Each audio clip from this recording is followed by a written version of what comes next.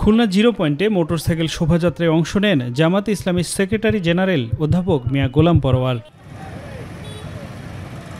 শোভাযাত্রার পূর্বে এক সমাবেশে গোলাম পরোয়ার বলেন, আগামী নির্বাচনে ভয়ভীতি দেখিয়ে ভোটারদের ওপর যেন চাপ সৃষ্টি না করা হয়, সেজন্য ভোট কেন্দ্র পাহারা দেওয়ার জন্য সকলকে ঐক্যবদ্ধ থাকতে হবে। নির্বাচনে কালো টাকার প্রভাব বন্ধের আহ্বান জানিয়ে জামাতের এই নেতা বলেন, যারা শত কোটি টাকা খরচ করে নমিনেশন দিচ্ছে তাদের উদ্দেশ্য সৎ নয়, তারা নির্বাচিত হলে দুর্নীতি বাড়বে।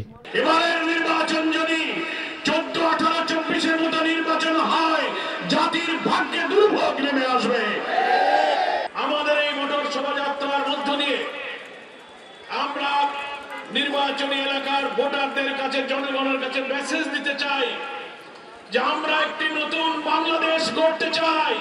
ভোট কেন্দ্রগুলো পাহারা দেবেন, ভোটারদের জন্য ভয়ভীতি, কালো টাকা দিয়ে প্রচন্ড চাপ সৃষ্টি করে না হয়, প্রত্যেক দল এবং প্রার্থী সমান সুযোগ দিয়ে যেন নির্বাচনী কাজ করতে পারে। এদিকে রাজধানীর ডিপ্লোমা ইঞ্জিনিয়ার্স ইনস্টিটিউশনে এক সমাবেশের আয়োজন করে শ্রমিক কল্যাণ ফেডারেশন।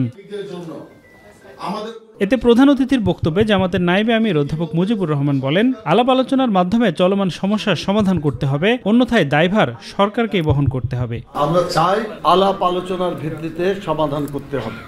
এক পেশে কোনো সিদ্ধান্ত এটা জনগণের জন্য ভালো কিছু এনে বহন করতে পারবে না। অতএব এই আলাপ আলোচনা যেটা আল্লাহর কথা, সেই আলাপ আলোচনার মাধ্যমে এটা সমস্যার সমাধান করতে হবে এবং এটার জন্য যদি কোনো কিছু অচলাবস্থা সৃষ্টি হয়, এই দায় দায়িত্ব সরকারকেই বহন করতে হবে। সরকারের পক্ষ থেকে এবং দায়িত্বশীলদের পক্ষ থেকে কোনো ধরনের দৃশ্যমান উদ্যোগ নেওয়া হয় নাই। কমিশনের 25টা সুপারিশের মধ্যে আমরা দেখেছি ছোট ছোট আকারে, ভগ্নাংশ আকারে সুপারিশ বাস্তবায়ন করে করে নিউজ করা হচ্ছে এবং ক্রেডিটবাজি করা হচ্ছে।